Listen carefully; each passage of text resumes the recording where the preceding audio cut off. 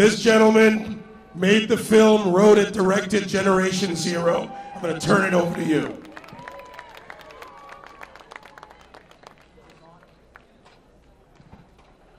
Does that work?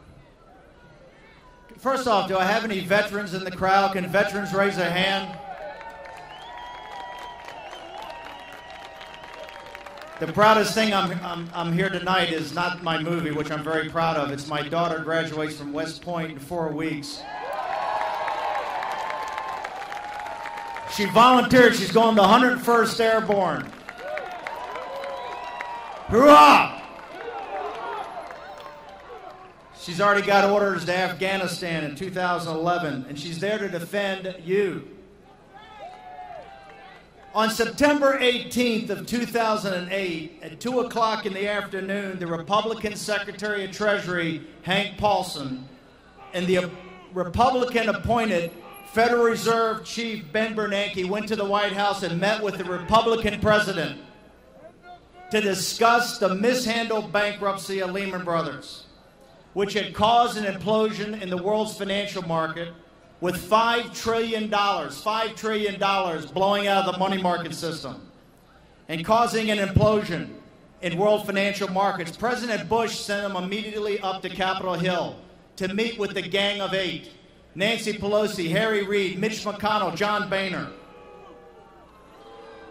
At that meeting, they discussed that emergency measures had to be taken, including an $800 billion cash infusion to save the American financial system. That if that wasn't done, that the world's financial system would melt down in 30 days, and with it, the American political system. Now, how did the destruction of the American financial system, the world financial system, and the American political system take place? Tell me, how did that happen? When the biggest enemies we've had in the last 100 years, the Nazis, the communists, the fascists, Imperial Japan, even Osama bin Laden, not one of our enemies could ever destroy our financial and political system. They couldn't even imagine it. How did it happen? Quite easily. In the last 20 years, our financial elites and the political class have taken care of themselves and led our country to the brink of ruin. Now, since that day in September 2008, we've had bailouts in the financial system in excess of $2 trillion. We've had government takeovers of the automotive industry, the banking industry, the insurance industry, and now our healthcare system. President Obama has given us a budget that at its minimum will add another $9 trillion to our debt in 10 years. A debt that's already out of control. Our $14 trillion federal debt is only the tip of the iceberg, ladies and gentlemen, the tip of a very nasty and jagged iceberg. Between Social Security, Medicaid, and Medicare, we have another $80 trillion of unfunded liabilities. The new health care bill has another $1 to $3 trillion of additional costs to it. Our accumulated trade debt is $7 trillion we owe to foreigners. At the state government level, we owe another $3 trillion in unfunded pension liabilities. If you do the math and work the numbers correctly, 2/3 of our state governments, 2/3 of our municipal and city governments, and 2/3 of our banking system are insolvent. It's reported that next year, $800 billion will have to be refinanced in corporate America. That's the biggest refinancing of any country in history.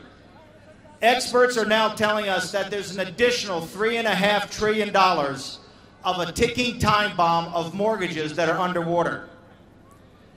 The only reason that personal and family debt is dropping is because of the write-offs associated with personal bankruptcies and mortgage defaults. In short, the accumulated debt at all levels of our society pose an immediate existential threat to America. Now, existential is a highfalutin term meaning to the core of one's being. Now, unlike the manufactured crises of global warming and healthcare, this is a true crisis. This crisis threatens the very sovereignty of our country. And that, I mean our nation, our states, and you as individuals. Leverage is a drug. And debt, particularly public debt, is like heroin. We must face a very unpleasant fact.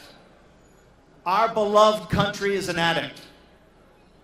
And it's addicted to a drug it cannot wean itself off of, provided by the pushers on Wall Street and the mules on Capitol Hill.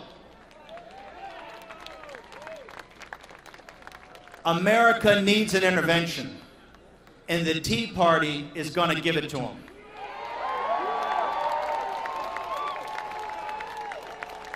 Tonight, on either side of this street of 8th Avenue, I'm looking into the face of the parental supervision of the financial rehab of the United States of America.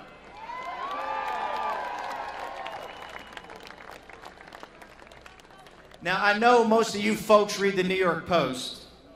And I'm told that because the mainstream media has told me that you're too dumb, stupid, and half-witted to read the paper of record of the liberal elites.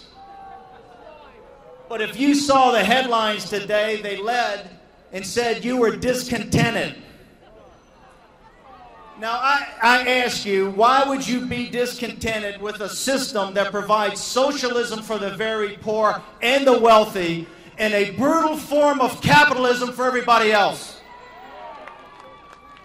Why would you be discontented with a system that reeks with crony capitalism for the wealthy, but robs economic opportunity from our middle class?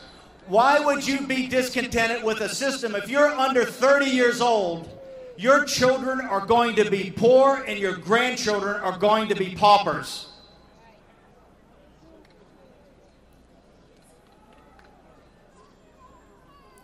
They also scream from this headline, if you had a chance to see it, who backs the Tea Party?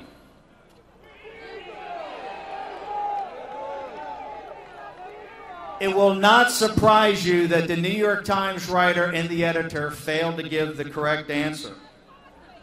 Well, here's who backs the Tea Party.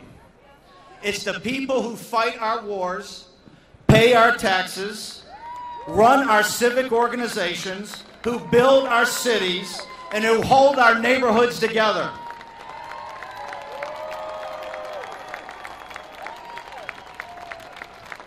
In short, the people who back the Tea Party are the beating heart of the most decent and greatest nation on earth.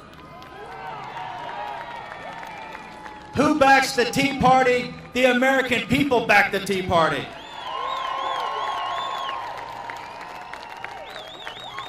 Now, it's common knowledge among these elites, it's common knowledge in the New York Times newsroom that if they did not publish this paper every morning, that CNN, when you cut CNN on, it would be a test pattern. That Anderson Cooper and David Gergen and all of that ilk would have nothing to pontificate on. Now you remember Anderson Cooper, don't you? Yeah. That's keeping them honest, Anderson. He's the one that referred to you, the most decent people in the most decent country on earth, as a collection of teabaggers. Now, my great friend Andrew Breitbart informed me that that's a crude sexual reference. Hey, Anderson Cooper, let's keep him honest. Anderson, bro, teabag this. You can't handle the truth. It doesn't take a weatherman to tell you which way the wind blows. And the wind's blowing off the high plains of this country, through the prairie, and lighting a fire that's going to burn all the way to Washington in November.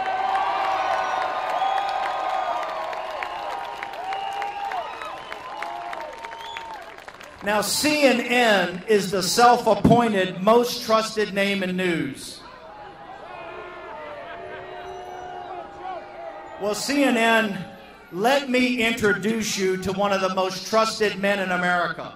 A man of courage, a man of integrity, a man who talks truth to power, a man who for over 30 years has reported on the war on the middle class, the deindustrialization of our country, the shipping of jobs overseas, the indifference of an elite to working men and women.